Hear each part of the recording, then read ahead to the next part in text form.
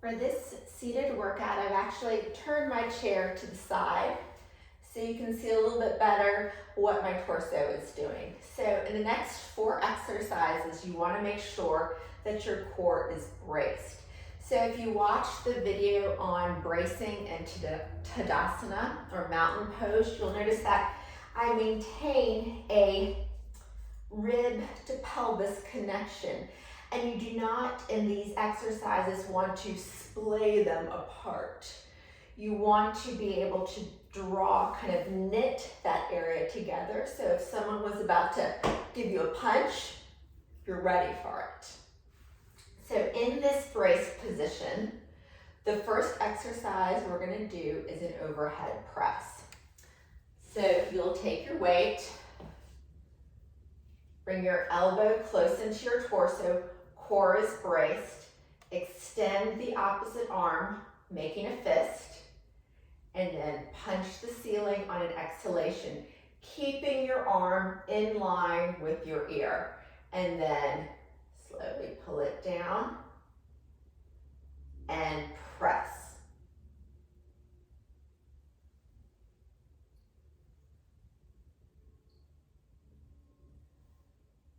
All right, so the second exercise in this workout is a reverse sit-up. So you can make this as easy as hard as you want by the distance you are from the back of your chair. So if you're fairly close to the back of the chair, the easier it's going to be. The further away you get, the more challenging it's going to be. So you're going to take your feet out. You're going to bring your hands to opposite shoulders. Again, core is braced, and you're going to lean back to the chair and come up. Come down, exhale, and come up.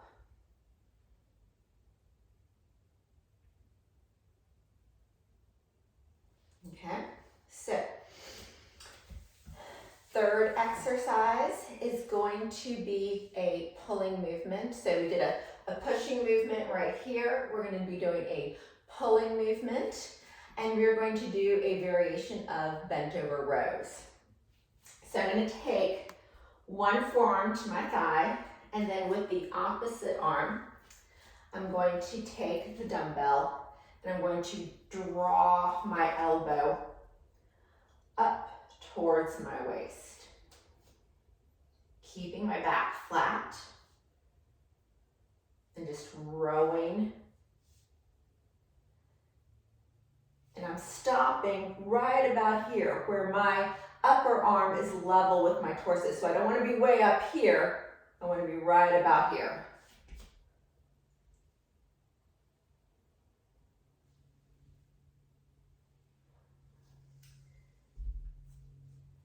And the next exercise we are going to do is a hinging motion. So what you're going to do is you're going to keep your back flat, you're going to keep your shoulders higher than your hips, and you're going to think about pushing your glutes, your buttocks back as you come forward. And then inhale, using your abs to come up. And then you can take your arms up overhead. Really going to engage your abs now doing this.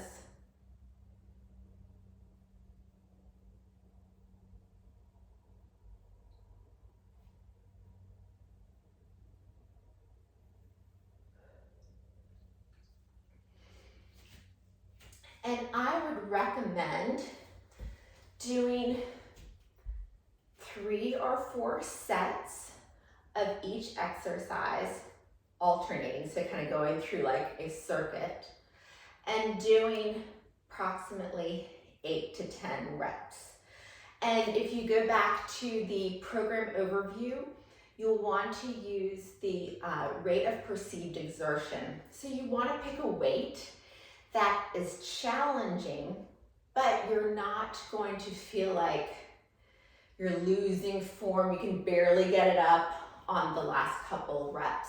You want to make sure that you are choosing a weight where you can leave 1 to 2 reps left in the tank, that you feel good enough to put it down. You're like, okay, I probably could have gotten 1 or 2 more in there.